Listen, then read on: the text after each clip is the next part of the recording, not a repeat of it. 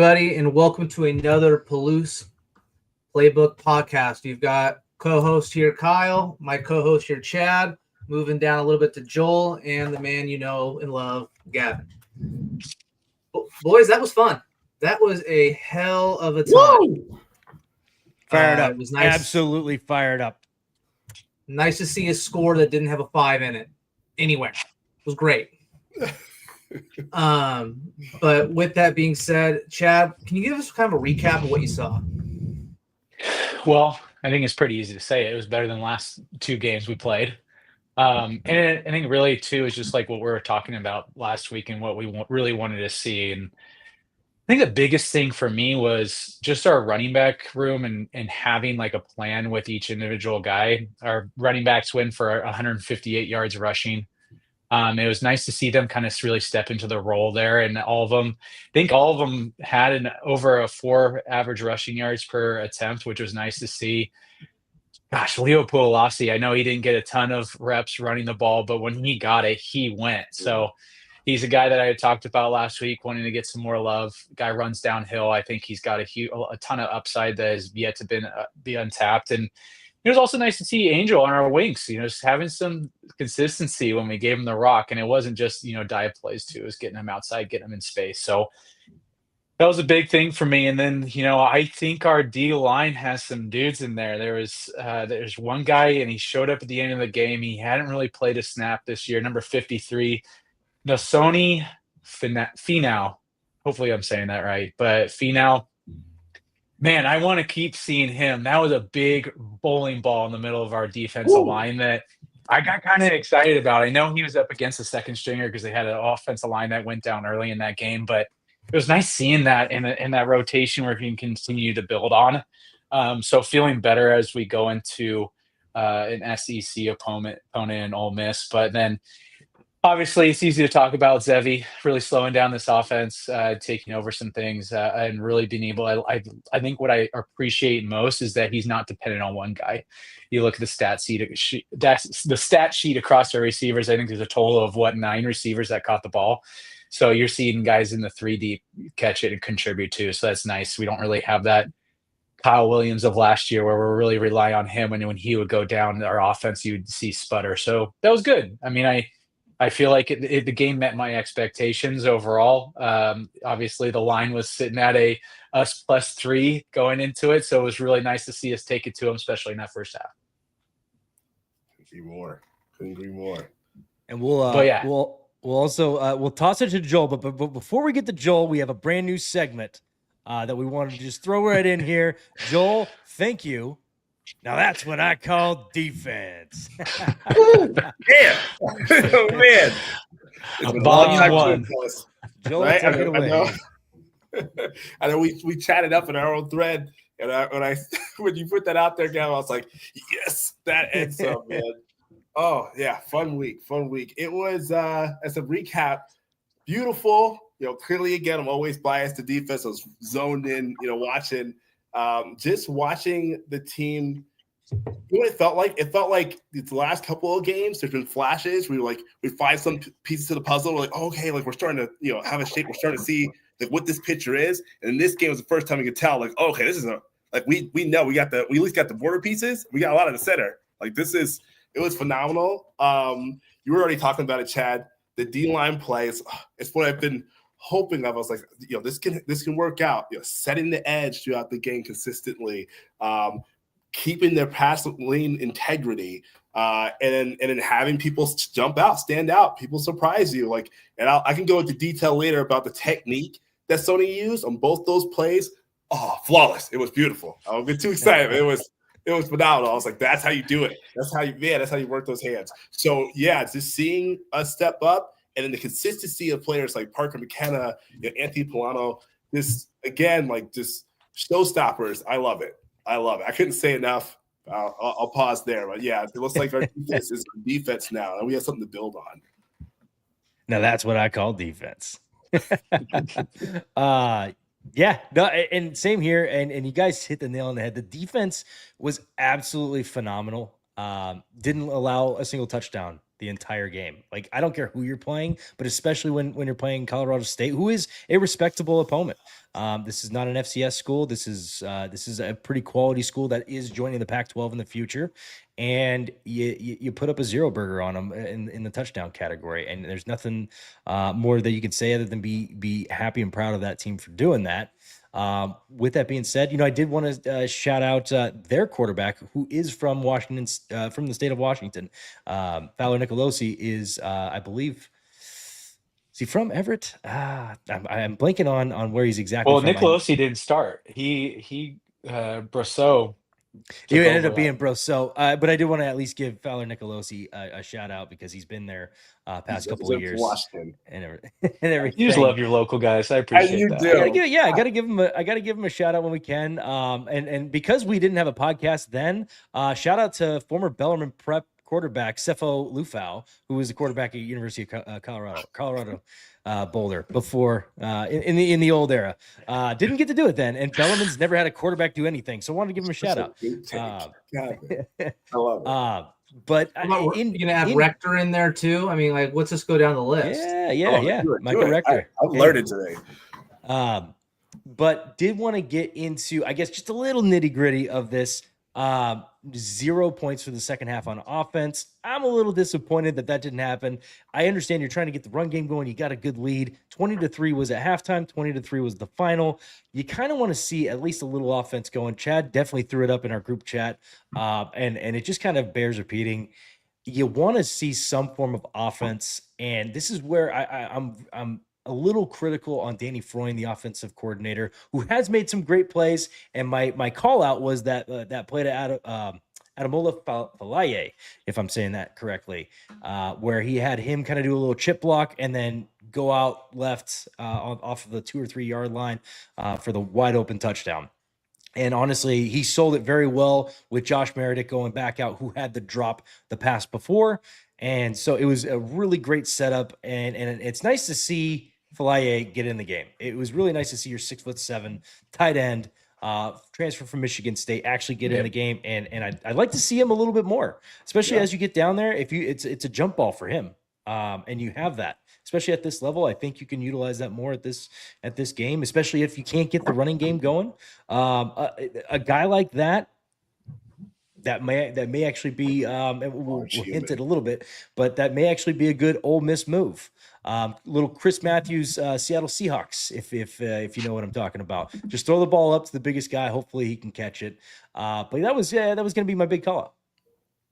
No, I actually agree with that. And I was just thinking about just what went wrong, I guess, in that second half. Let's just call a spade a spade. We dropped some balls where we probably shouldn't have. But at the same time, there was one guy on that Colorado State team that I don't think is going to be there next year because he's going to get paid. It's Owen Long, number 40. What? That guy was flying everywhere, and he's 19. That was like the most incredible part too. He's the youngest guy on that field playing, and he looked like the best player on that field. So that was like probably the two biggest reasons why. And then also it's like the time of possession deal. We won the first half, and then the second half, I think it was. Colorado State had 15 minutes and 37 seconds versus the Cougs having like 14 minutes, 10 seconds. So a little bit of time of possession, efficiency maybe in running the game in the second half until they started giving Palouse the ball a little bit later for us to drive. And then I just thought number 40 was a stud at Colorado State. He was a monster. Yeah. It's interesting too. I might be wrong, but I believe he's the voted captain for their team too, defensive captain. That's nuts. What? A 19-year-old? Okay. Clearly. Stud, dude. Jeez. What are you thinking though, Kyle? No, you guys all hit on a lot of good points. I think defensively, phenomenal. You give up 3 points in a game. I mean, playing a Division I school, that's big time ball. We talked about the drops. I think that's a huge kind of component to why I don't think we scored much in the second half. It just killed drives. And I think, Gavin, you kind of touched about like Foyne and the offense. That first drive of the third quarter for any team is massive. And I kind of went back and looked at some of our previous games, and I believe at UW, our first drive, we went down the field and scored. 75 yards, great setup. When we played San Diego State, the exact same thing. North Texas, I think we punted. And then our Idaho, I think we punted as well. And then I think this game, we punted. It's just one of those deals where that really sets the tone for how you're going to play in that second half. And I think for us, especially leading up to like an Ole Miss, like our possessions are going to matter in that game. And I'll touch more on that later. But overall, I think the offense, I mean, it looked relaxed. I mean, I kind of touched on, I sent a poll out before the game, learning that polls 2.5 hours before the game is probably not ideally getting much fanfare, but 4 things I looked at was keeping Colorado State under 150, Zevi under 1 or no touch or turnovers, blitzing early and often, and Zevi running on QB reads. Yeah. All 4 of those hit, and when he hit that first read, I think he scrambled for about 12 yards. Yeah, I might have threw my drink in the air because I was like, "Oh my god, it's been there the entire time," and it changes the complexity of the defense. They can't bull rush us anymore when that ball goes down. They have to stop and sit and see where things are going. And yeah, it was amazing to see the fact that he's, that willingness, I think, really opens up the holes. I think they started actually handing the ball off more just on, letting the running backs get downfield. I think that helped Angel a ton, where he was able to start moving downfield and could cut back. Okay. Or he could bounce it out, but he got a head of steam out of him as opposed to, hey, we're all going to run to the left side. Let's see what happens. And it just looked a lot better. The Zevi on the rollouts, it kind of reminded me a few years ago with Oregon where it was nauseating. I hated watching it because it was kind of that quarterback, Tyler Shove actually was playing quarterback there at Oregon. That's how old he is. Rolling out, and he could either fall over for 3 yards or dump it to Royce Freeman for 3 yards. And we couldn't stop it. That's kind of how we looked in that first half. I just wish we would have went back to that and just kind of worked on that nice rhythm. All right, get to second and short. All right, maybe take a shot there. If not, okay, now let's meander our way. Okay, quick little hitters to the sticks. Ultimately, the drops are what I think what killed us. And Meredith would probably say the exact same thing for him because he dropped 2 touchdowns that he knows he catches 9 out of 10 times. But overall, I couldn't be happier with the performance, especially with the 2 performances prior to that. So in kind of finishing the recap here, I kind of like to look at, I remember in high school, we get stickers, if you had a good performance, touchdowns, this and that. So I kind of like to pass around the room here and kind of go, who would you give your 3 stickers to after this one? And Chad, we'll start with you. I'd say Palouse from the running back perspective. I feel like it really secured the win for us in some key moments. Number 2, Finau, especially late at the game. I love seeing just a new face show up in the room, and you're given an opportunity, and what do you do with it? And he answered right away. He showed some really cool things that I quite frankly hadn't necessarily seen for the D tackle position. So that was fun to see. I love to see how he does versus an SEC opponent, but pretty pumped about that. And then sticker from there, I'd say coaching staff from the Cougs is the third one. I think really just getting them refocused from 2 really tough losses in a row, getting them back in a room and sticking together as a team. You really want to see that. Like, how do the guys respond from that? And I've said this before, and I'll keep saying it. I think Coach Rogers is truly the man for this job. So it's nice just seeing everything really starting to come together too after that Coug win. So. Joel? Love it. My 3 stickers, no surprise. 2 of them are going to go to D lineman, and then 1 will go to a linebacker. So I would say in order, I'm going to go from here to here. My first sticker is actually going to go to Ram Stevenson. Mr. Consistent, on the D line. We had 3 D linemen that receives, that got sacks, and he was one of them. Just seeing him, be more consistent with the edge again, it was fantastic to see him step up. Another sticker is going to go to Sony Finau. I'm probably messing that up as well. But yeah, I mean, just getting that chance to shine, knowing how often we rotate our D linemen, and so stepped up right away, back-to-back sacks. That's how you do it. So big praise to him. And then last but not least, it's going to be Parker McKenna, being number 2 for all the tackles. 10 tackles in a game, it says a lot about him. And you could just see the plays that he was making, even when he wasn't making the tackle, just how decisive he was when he strafed over. You can tell he's watching a lot of film. He is locking in, and he's making the people around him better. So those would be my 3 stickers. I love it. I love that you went all defense too. It's yeah, it fits. It fits. You know what? That's what I call defense. We're gonna kill that. Yeah, that one's coming back for at least 4 or 5 more times tonight. Offense was awesome. Offense was awesome. Chad actually took one of mine, so I'm not going to give it to him. Leo Palouse, and it's for kind of a different reason. He made, I think, 2 or 3 drops in last week, and then he really kind of turned it around this week. So at least want to give him a shout out, but Chad already gave him the sticker, so I'm going to kind of go in a different route. Jeremiah Noga, he found the end zone. And he had that great play in the back of the end zone for the catch. There was some discrepancies around it, but he ended up getting the call, touchdown, go Cougs. And that's my only offensive one. Besides, I was going to talk about Leo Palouse. On defense, I wanted to give a huge shout out to Anthony Polano. He ended up having, I believe, 13 sacks or 13 total tackles with half a sack, and just really kind of move the needle on defense. And then the third one was definitely going to be Finau. I know his was definitely deserving of at least 2 stickers tonight because of the 2 sacks late in the game, buried them. And that was, it was the finisher. And it's what you needed from not giving that quarterback too much time in the pocket. Like, hey, you gotta get rid of that ball. You gotta, kind of keep this game moving. And sorry, but we got a tank that's going to be in your backfield here in a second. And Finau absolutely deserved it, 100%. So those are my 3. And man, what a game to watch.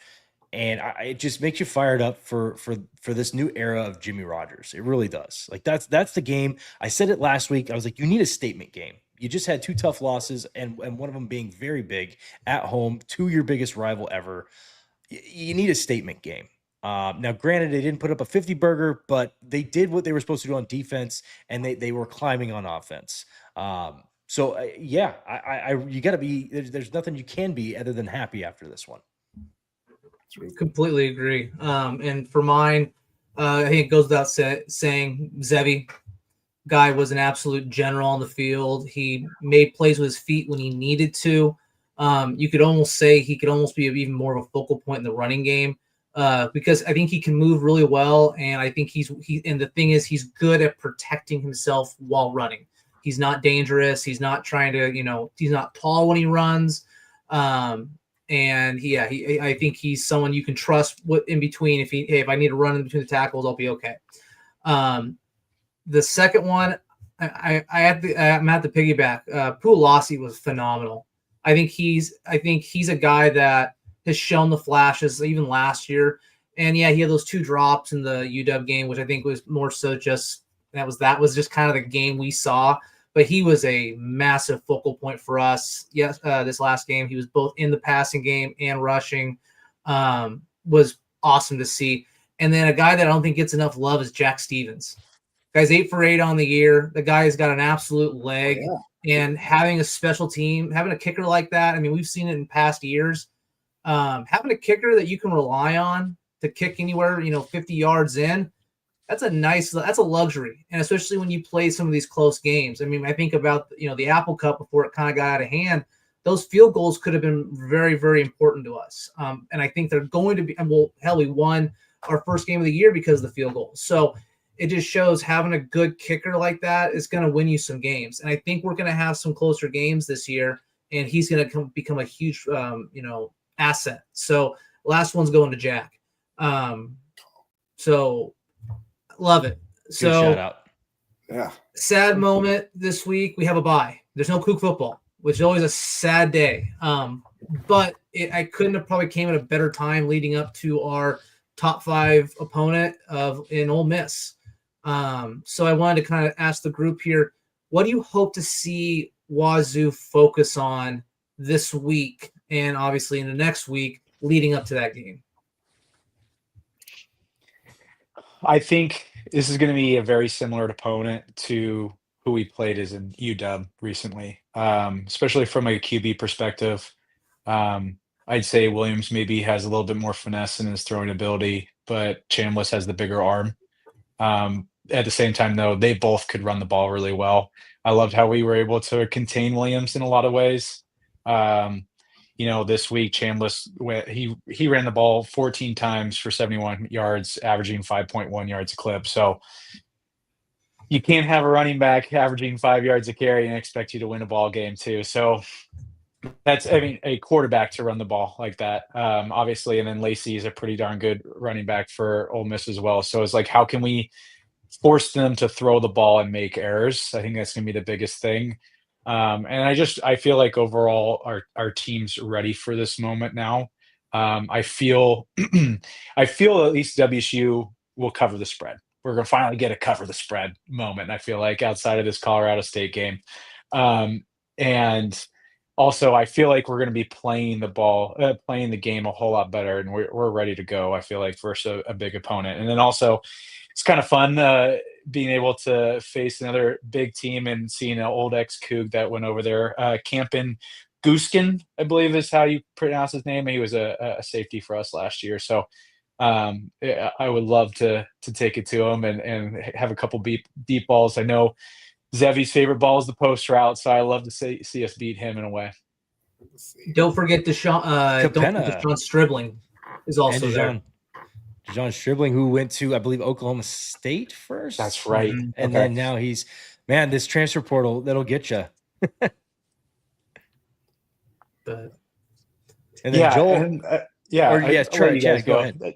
Yeah, that kind of just rounds it out. I feel strong about the game. I'm going to be there. So if there are any Cougs listening, please give me a shout. Let me know you're going to be there. I'd love to hang out and be down there with a couple old equipment guys from back in the day and a few other roommates too. So a huge Coug vibe is going to be there. So love to keep growing the party. But yeah, man, let's do this, baby. I'm ready for some SEC country. And don't forget to join the 1890 Club now. Come on. Oh, well, Gavin, thank you for that. I can't miss an episode. And a huge shout out to the Coug community. I know we're still a small group these days. Want to continue. This is totally a labor of love, but love the fact that reached out to Cougar Collective. I don't know if it was directly because of us and what I had said in the Grinds My Gear segment, but they had 6 signups for the 1890 Club. So thank you. The bad news is nobody reached out and wanted me to double my donation. So my DMs I'm going to leave it open through. Yeah. DMs are dry. DMs are dry. Reach out. Somebody slide on in. But in the most appropriate way possible. But yeah, I'd say hey, it's still open by week. I'll allow it to slide for one more week, but come on. Someone make me double my donation, man. Come on, do it. Send it. It's we're very active on Twitter, but honestly, if you reach out on Instagram, if you reach out anywhere that just has Up West Sports, I will do my best to record it and make sure that we get that answered for you. But yeah, really looking forward to that. Love it, man. Yeah, Chad, you got to represent. Chad is secretly getting a kickback from. No, I'm just kidding. No, not at all. No. Kickback. I'm just trying to pay back the scholarship that I had for my years. Right there, you go. Right. I was given a gift and had the best job, and I feel like you could have in college. So this is just a little bit of fun. Love it, man. I love it. The gratefulness. Love it. Well, I'll be honest, gentlemen. I haven't done too much research directly on Ole Miss, but what I'm hoping to see is a more advanced version of what we did well in this game. I think we should take more risks on offense that you were just talking about. Like his favorite play is throwing that post, man, like getting those seams, Meredith getting his confidence up, Freeman. Like, let's start making some of those plays on offense that we deserve to make. Our O-line has stepped up. Let's show that we believe in them and get that ball down the field. And in the reverse, I want to see true on defense. I want us to set the tone and dare them to run, dare them to have to throw. Right? I was like, we're stopping the run. Let's stack this thing up. Let's set the tone for the whole game. Like, yeah, you're big and nasty. Let's show how big and nasty we can be up front. And I think if we do what we did, really, especially with what Sony did, being able to pass rush the way he did while still staying in his lane without giving up so that the quarterback can just run free through the middle. It sounds silly, but the hardest thing for the big guys to do, it's not the battling part with the offensive lineman. It's being able to tackle in space. And because when you're a big dude, you're not used to the wiggle. You're trying to break down and make sure usually you just and just attacking out loud. So seeing us do that, I think we need to do that against this offensive line. Obviously, they're probably going to be a better offensive line, but if we can stay sound in our lanes, we can force quarterbacks to be nervous to step up. They don't want to step up in the pocket. They don't feel confident in making a decision to go and try and run the ball. Like, we can do some big things on defense. I'd love to see some chains get rattled, man. I want someone to be nervous to go against our defensive line. I want the next team to be like, Kevin has no shame. That's what I said. The game plan: take risks on offense and like make them understand they can't run that ball easy on us on defense. We're gonna have to put that ball in the air and trust our secondary to play man and handle business. Right, there it is. I love it. And sorry, Nosey had to step away for a little bit. Most of us are dads here, and sometimes you got to step away to do fatherly duties and everything. Right. But to get to my point, and actually, I wanted to step back. I gave a shout out to Fowler Nicolosi earlier. I stand corrected, and I should have done my research before hopping on here. Clay Millen, the quarterback before Fowler Nicolosi, is from Mount Si. Went to Mount Si, or sorry, Snoqualmie. Went to Mount Si High School. So never mind. No kudos to Fowler Nicolosi. Clay Millen, thank you for being from the Northwest. I did also want to say I'm very impressed with this Trinidad Chambliss kid.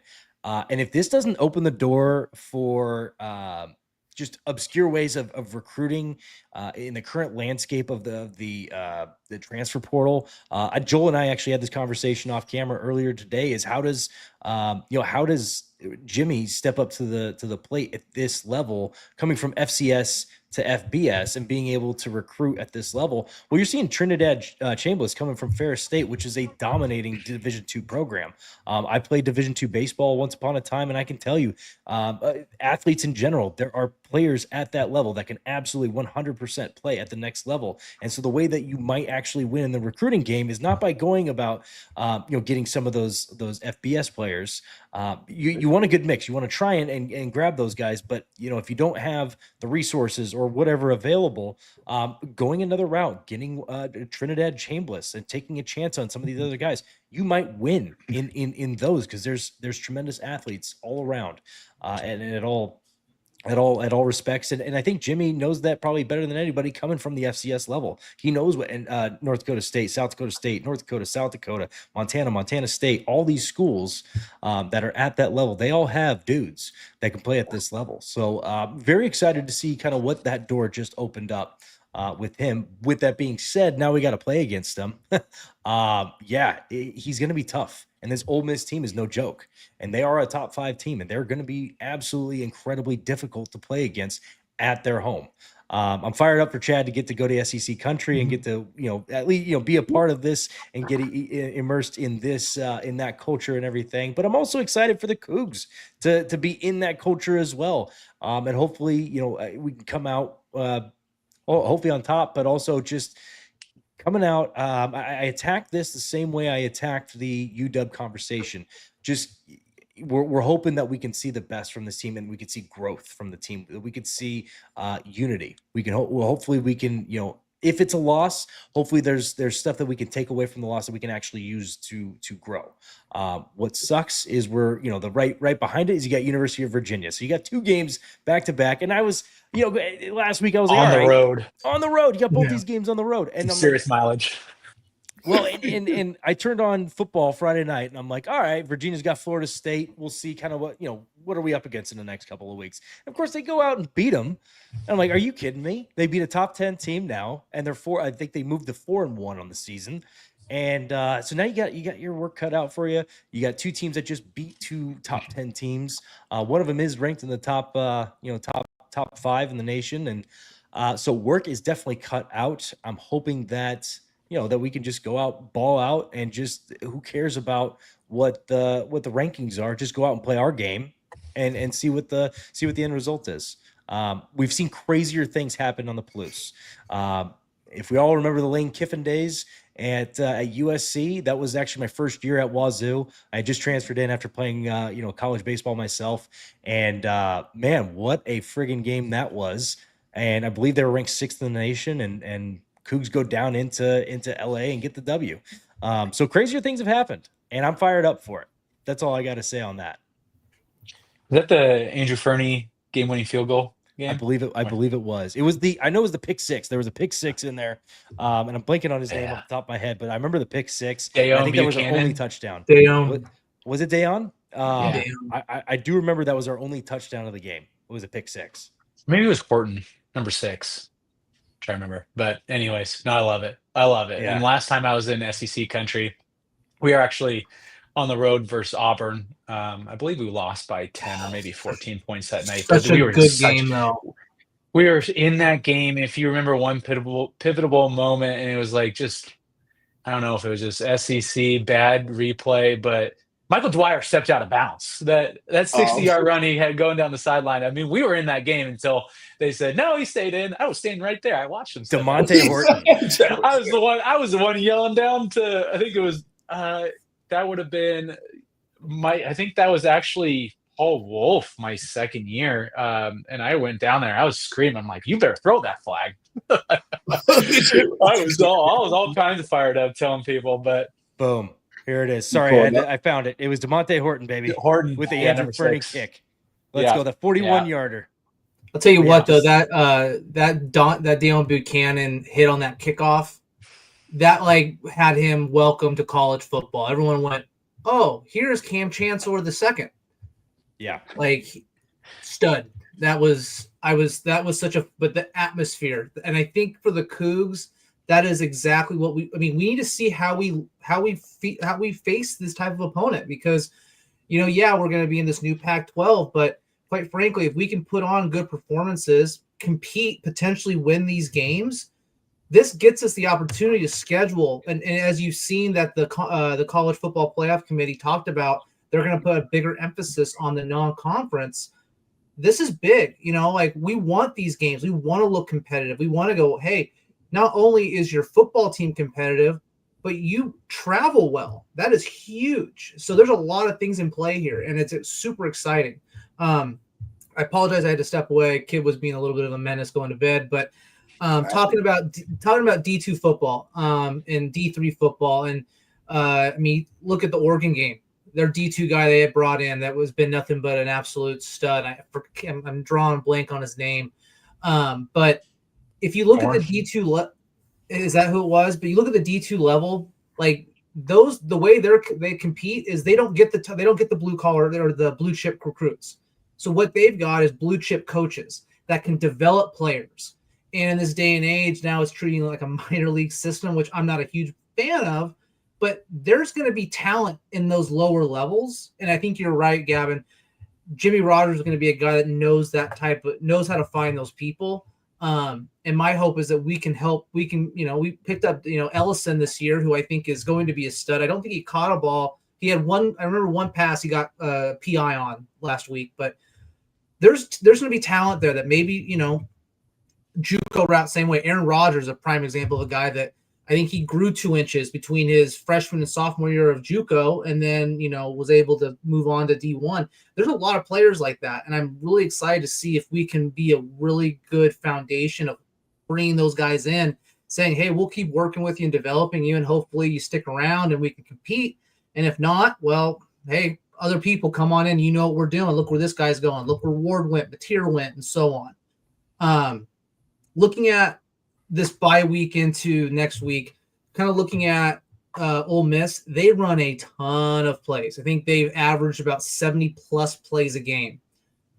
To me, if we can figure out ways to sustain long drives, we're going to have an opportunity to win this game. I know that sounds easier said than done, or no duh, but if you look at what they're doing, that's kind of their game. They're, when I've looked at some of their close, and when the games they've had close, the other teams put up near 70 plays. So for us, it's, hey, sustain our drives.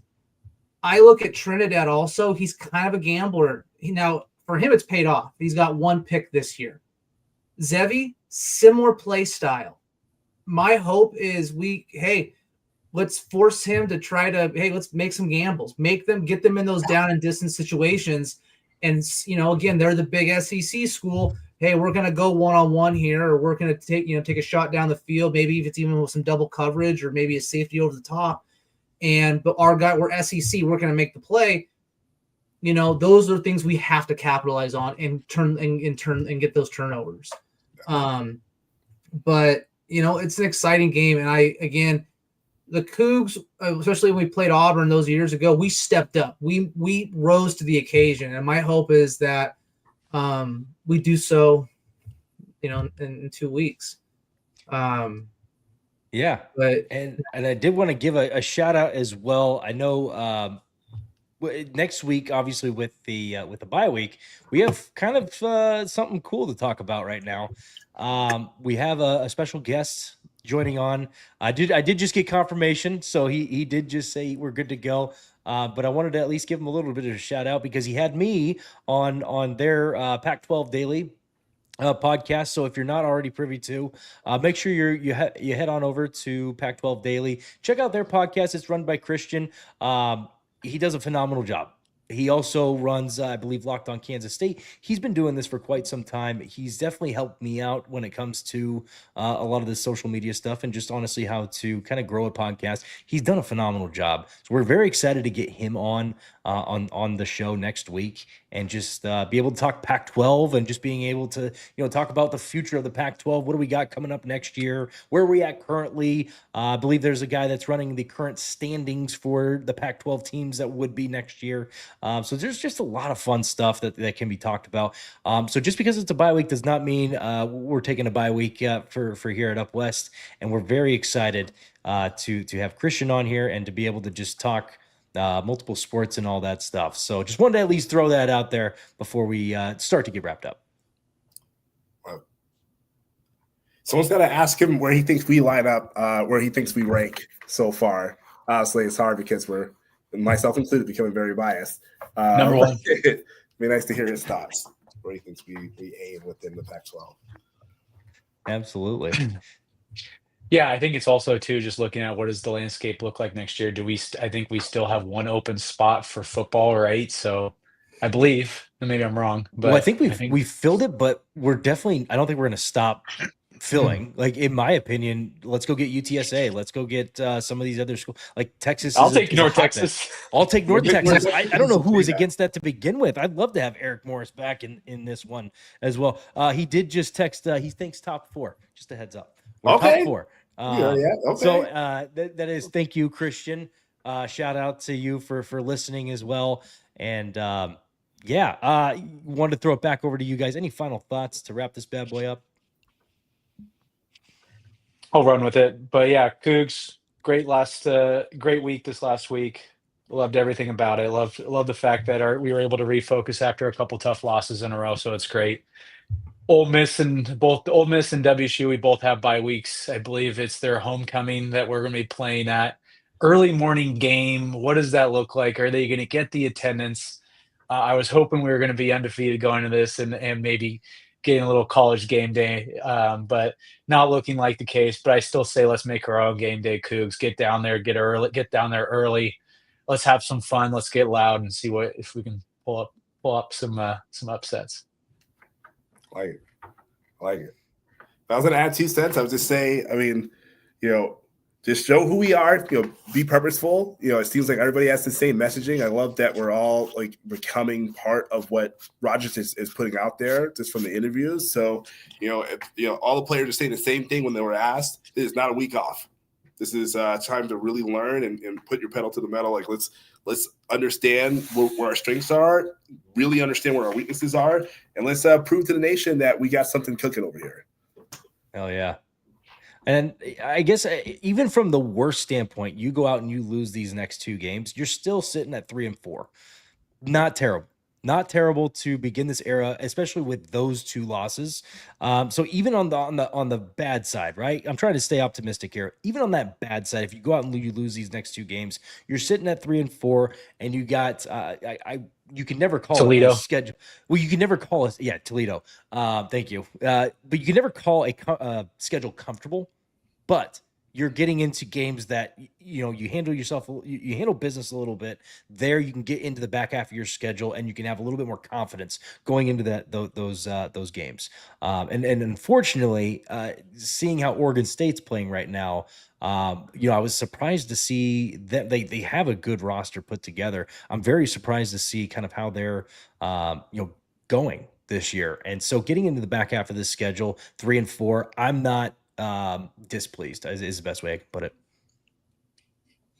Yeah, and I'm excited to see how the rest of the season goes. I think really getting to play some different teams and probably what we've been used to seeing gives the Cougs some exposure. Again, I'm excited to see what Rogers and company cook up. I just hope my biggest thing is I hope they play within themselves and not try to go above and beyond. Don't try to do too much. I think if you look at the UW game, that's exactly what happened, especially in that second half, as opposed to just letting things come to us. We tried to just get a little bit outside and it kind of unraveled. So I hope to just, and I hope we can see some Freund. I'd love to see some trick plays, quite frankly. I think that's going to some momentum turner plays, and I think we're going to need them. I think there's going to be probably 2 or 3 pivotal spots in that game where something like that might be the difference between a blowout or a shocker. I love it. All right. Well, everyone, this is the Palouse Playbook. I've got Chad, Joel, Gavin, and I'm Kyle. Go Cougs. Go Cougs. Go Cougs.